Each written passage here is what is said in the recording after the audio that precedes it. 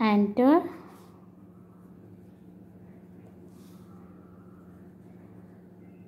of pollen tube into the embryo sac. So the entry of pollen tube is guided by filiform apparatus of degenerated synergist. अच्छा, ये topic पढ़ने से पहले जो female gametophyte का structure है, egg apparatus, ये पूरा अच्छे से पता होना चाहिए, ठीक है। फिर तुम लोग कन्फ्यूज हो गए सिनर्जिट्स कहाँ हैं, एंटीपोडल सेल्स कहाँ है, एग कहाँ है, पोलर न्यूक्लाई कहाँ, तो इन सब की पोजीशन, ये इसका पूरा स्ट्रक्चर सब अच्छे से पता होना चाहिए। सो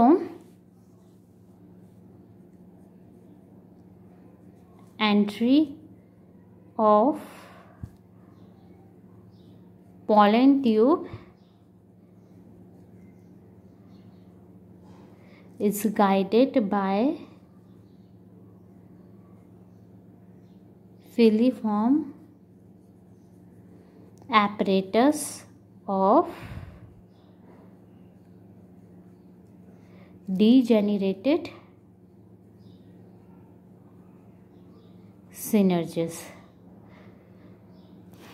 To recall the structure,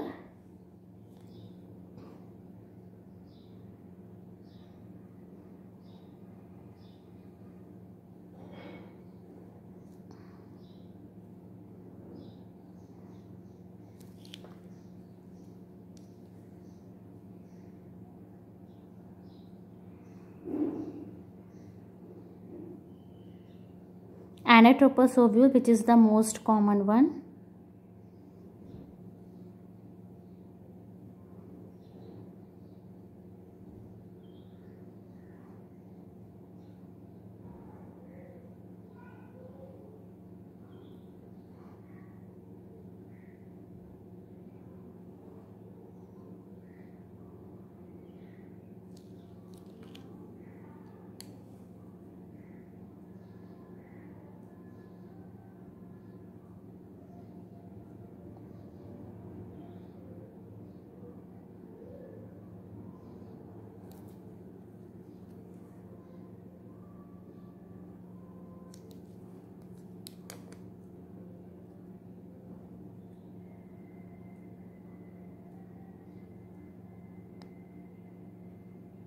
So here it is egg and these two are synergids. Okay, so what happened? When pollen tube enters, the synergids get rupture.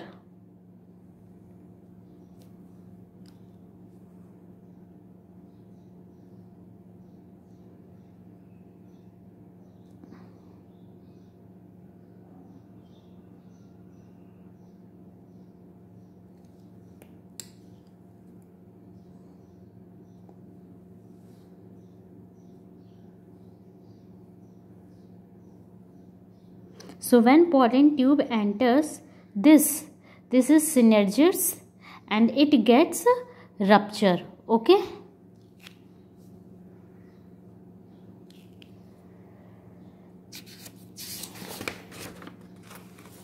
Next is fertilization.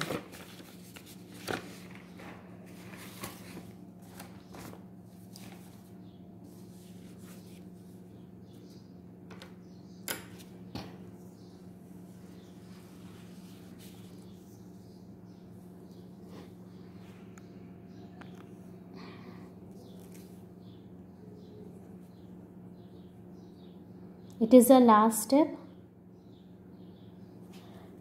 In fertilization, what happened? They were two male gametes.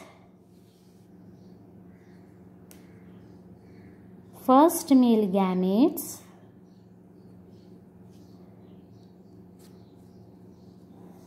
plus egg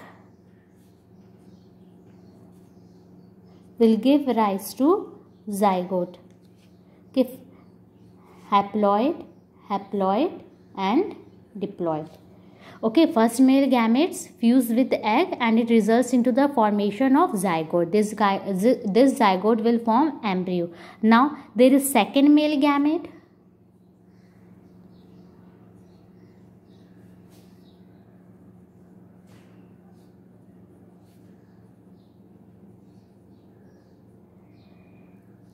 plus 2 polar nuclei.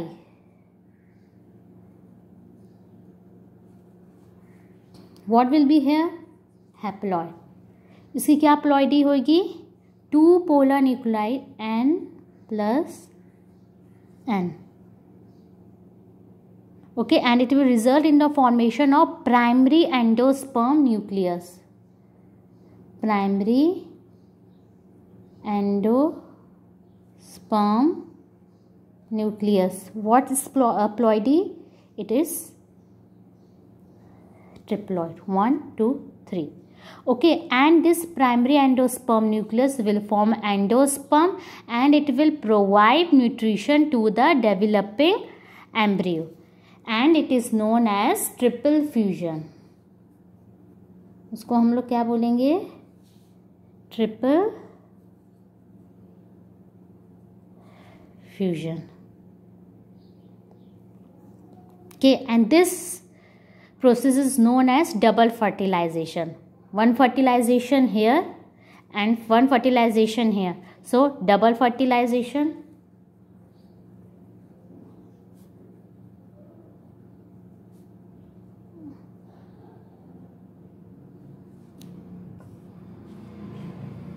How double fertilization?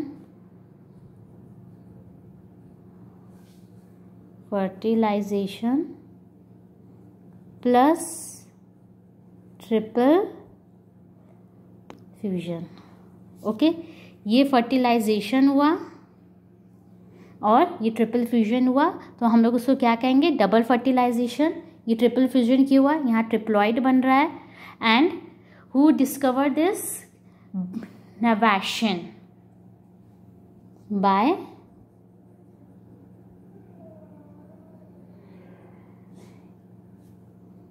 किस पे report किया था इसने? In lilium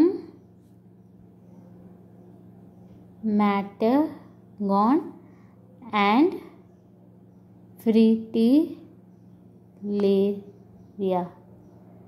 okay,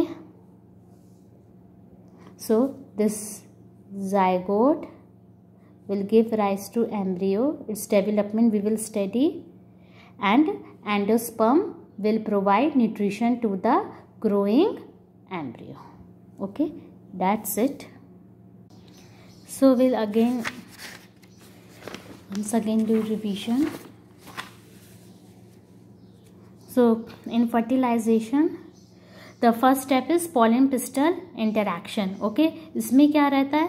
pollen is recognized by pistil. Okay, अगर वो compatible होंगे एक दूसरे के तो fertilization process होगा. अगर वो incompatible होंगे तो ये fertilization process start नहीं होगा. ठीक है, और कौन ये प्रोसेस मीडिएट करता है, कैसे होता है? ये केमिकल कंपोनेंट से होता है. Chemical components of pollen and pistil. It is process of pollen recognition by pistil. Compatible होंगे अगर pollen pistil, then process of fertilization will takes place. नहीं तो ऐसे वो नहीं होगा. What is second step? Secretion from stigma. Stigma क्या होता है? वाटर और शुगर को सीक्रीट करते हैं. और क्या होता है? pollen जो है वो एक्सपैंड होते पर बहुत ज़्यादा एक्सपैंड नहीं हो पाएंगे. क्यों? Because of the presence of sporopollenin. Third step is germination of pollen grain. इसमें क्या होता है? पॉलन ट्यूब इमर्ज होगा जर्मपोर से, और जो साइटोप्लाज्म हुआ, जेनरेटिव सेल्स हुआ, वो सब पॉलन ट्यूब में चले जाएंगे. और जेनरेटिव सेल्स माइटोटिकली डिवाइड करके 2 मेल गैमीट्स बनाएंगे. ग्रोथ होगा पॉलन ट्यूब का. अगर एक होगा तो मोनोसिफाइनस, अगर एक से ज़्यादा होगा मोर देन 1 देन पॉलीसिफोनस. ओके, तो स्टाइल 2 टाइप्स के होते हैं, हॉलो होते हैं और सॉलिड होते हैं. सॉलिड में क्या रहता है? यहाँ पे सब उसके अंदर पूरे टिश्यूज़ होते हैं, पैरेन्काइमेटस टिश्यू. तो व्हाट हैपन, जब पॉलन ट्यूब ग्रो करेगा स्टाइल में तो वो स्क्वीज़ होगा और जितने भी सब्सटेंस हैं उनका बैकफ्लो होगा. जैसे कि साइटोप्लाज्म है तो उन सब का बैकफ्लो होगा, पीछे की तरफ भागेंगे जब स्क्यूज़ होगा पॉलन ट्यूब. तो कैलोस प्लग पाया जाता है ताकि पीछे ना भाग पाए, टू प्रिवेंट बैकफ्लो. और पॉलन ट्यूब एंटर 3 वेज से कर सकता है, या तो चैलेजा के टूवर्ड्स, या तो इंट्यूगमेंट से, या तो माइक्रोपाइल. ठीक है, जब पॉलन ट्यूब एंटर्स होता है थ्रू चैलिजा तो उसको हम लोग चैलिजोगैमी कहते हैं, integument mesogamy and micropyle porogamy. Enter of pollen tube into the embryo sac. Fifth step is, तो जो पॉलन ट्यूब जब एंटर होता है एम्ब्रियो सैक में, it is guided by filiform apparatus of degenerate synergids. Remember, recall the diagram of ovule, egg apparatus, embryo sac. तो वहाँ पे side में सिनर्जिट्स पाए जाते हैं. ठीक है, ये एग है, साइड में सिनर्जिट्स और फिलीफॉर्म एपरेटस. तो ये फिलीफॉर्म एपरेटस गाइड करते हैं कैसे पॉलन ट्यूब को एंटर करना चाहिए. और ये डीजेनरेटिंग सिनर्जिट्स से ये बाद में डीजेनरेट हो जाते हैं.